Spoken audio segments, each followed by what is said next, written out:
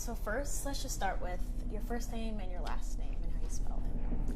Shadi Jerome. Do you mind if I close? That's fine. Just maybe not the screen door since we don't know if So just close which one? that one, that door. Okay, good. Got it, okay.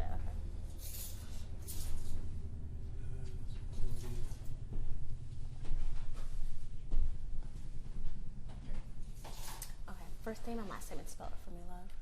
Shadija Romero, Shadija, last name Romero.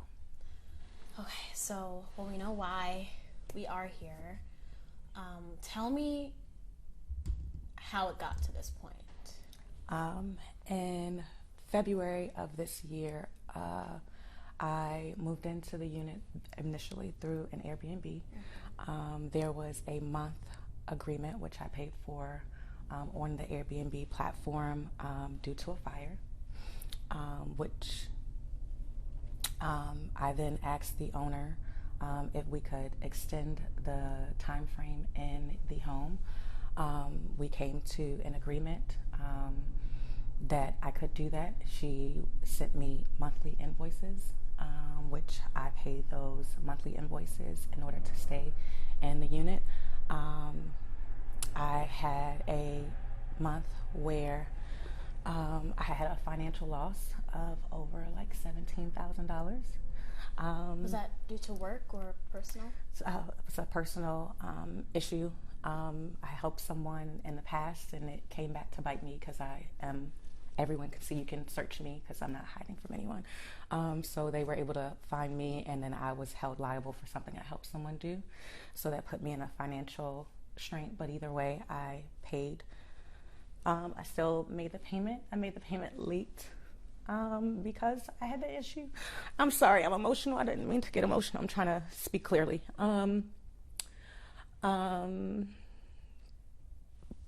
The financial thing was, like I said, almost $17,000. So it sent me into a depression where I was considering suicide because it was such a big loss. I was trying to purchase a home. That's why I had so much money. But anyway, I paid the rent. I paid it late. In October, there was the same thing. With the invoice being sent, the invoices being sent every month. Prior to me going out of the country, well, actually, I was going to make a payment on the 15th of October. On the 15th of October, my daughter's car, her steering wheel locked while she was driving, and I had to get to her because she was on the roadway, and the issue I needed to make sure that she was safe and get her resolved. That took me past the hours of bank hours, so I didn't make my payment on that day because the bank had closed. I had the emergency situation with my daughter. The next day, I went to retrieve the funds for the payment because I was going out of the country and I wanted it, taken care of while I was gone. But it wasn't. The money was lost. I wasn't aware of that while I was gone. I came back, and so the 15th was the day the payment was due. 16th, I went out of the country. When I went out of the country, because I had just had that big financial loss, I turned all of my phones off because I was trying to decompress from, what I had been experiencing. And I didn't turn my phones back on until later that Monday. When I came into the property on that Monday, so that's maybe 6 days after the rent was due, the electricity to the home had been cut off. And at that point, that's when I was made aware that the payment had not been made. I then called Pepco to figure out, at first I thought maybe it was a power outage. So first I called Pepco, found out it wasn't a power outage and that the owners had turned off